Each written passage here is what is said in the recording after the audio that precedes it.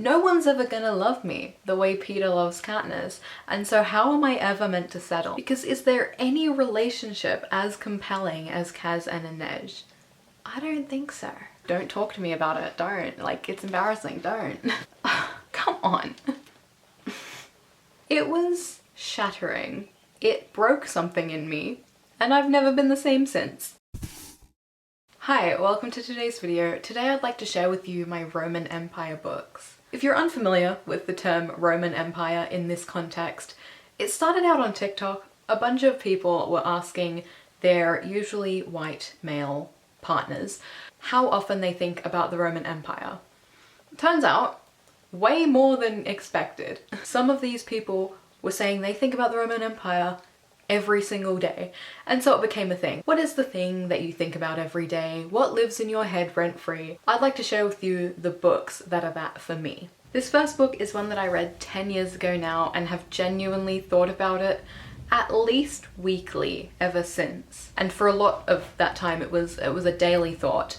And that is The Hunger Games by Suzanne Collins. This is the Roman Empire book for me. I think about The Hunger Games all the time. It's the reason I got into reading.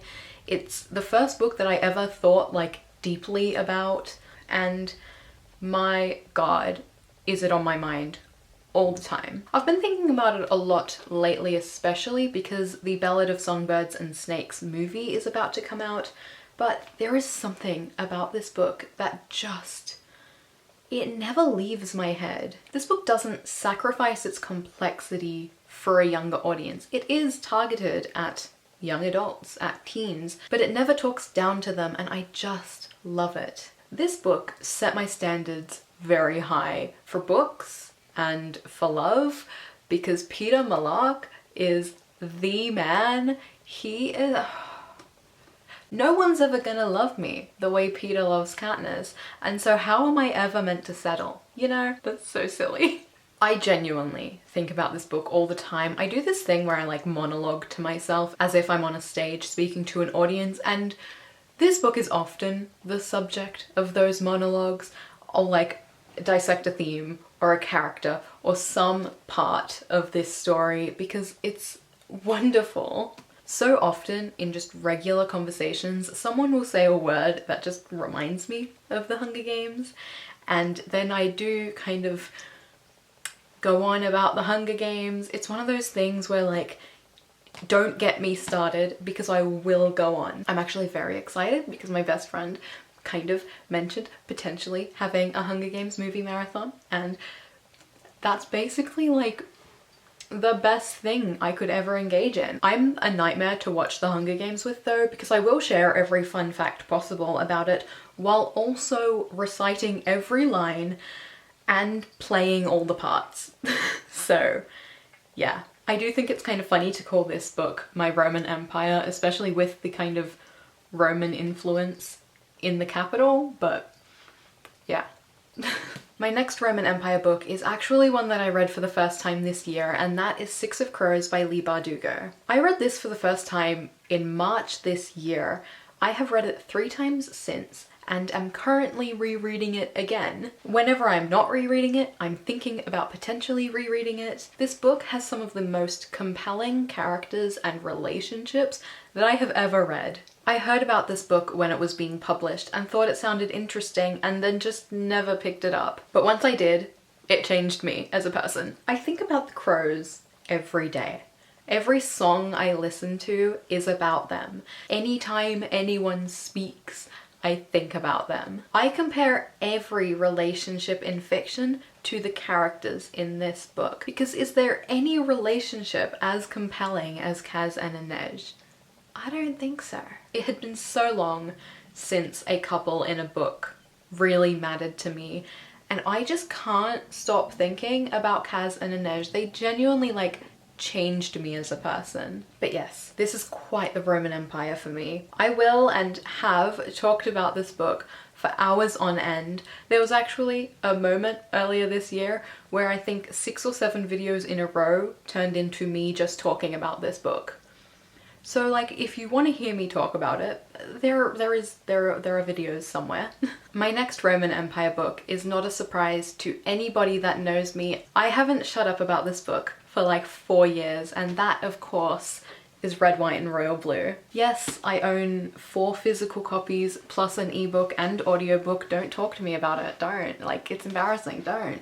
I don't know what to even say about Red, White and Royal Blue at this point. It was just one of those books that I read at the right time in the right place in my life. I have read this book over 70 times, and every time I say that it sounds like an absolute exaggeration, and it's just not.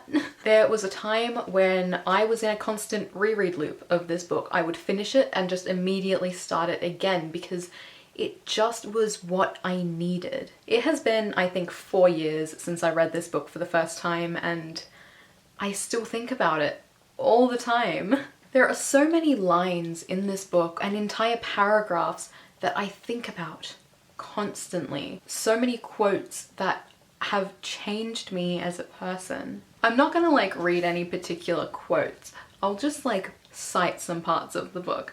But the bad metaphors about maps, email, genuinely like changed me as a person. I know I literally just said I'm not gonna say any specific lines, but the book's open now, so. I don't know why, but the part that goes, I've memorized it, topography on the map of you, a world I'm still charting.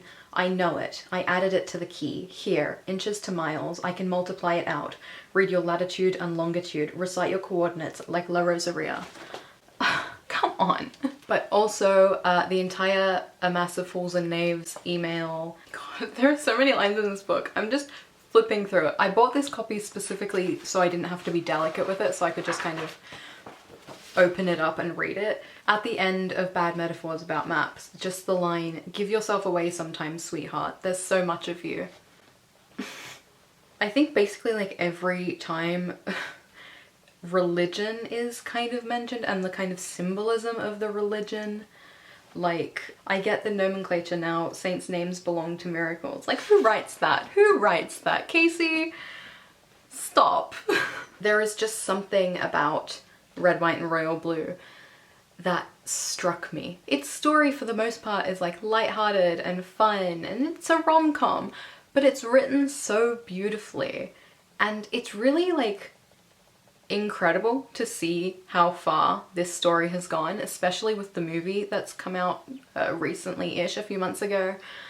People love it, and they should, and it's just always on my mind. My next Roman Empire book is one that I haven't read for years, and frankly, I don't remember the whole story very well, but I think about it all the time, and that is Geekerella by Ashley Poston. I read this book when I was maybe 16, and it just made me so happy. It's a Cinderella retelling, and so like, you kind of know the beats of that kind of story, but it's an absolute celebration of fandom in a way that I hadn't experienced before. So often fandom was kind of demonized and people were seen as crazy for loving something so much, but this book absolutely celebrated it. It reminded me of why I enjoy fandom in the first place, the communities that build up around it, the pure joy of loving something so much. Whenever I engage in fandom, which is often, I think about this book. Especially now as I'm watching Doctor Who,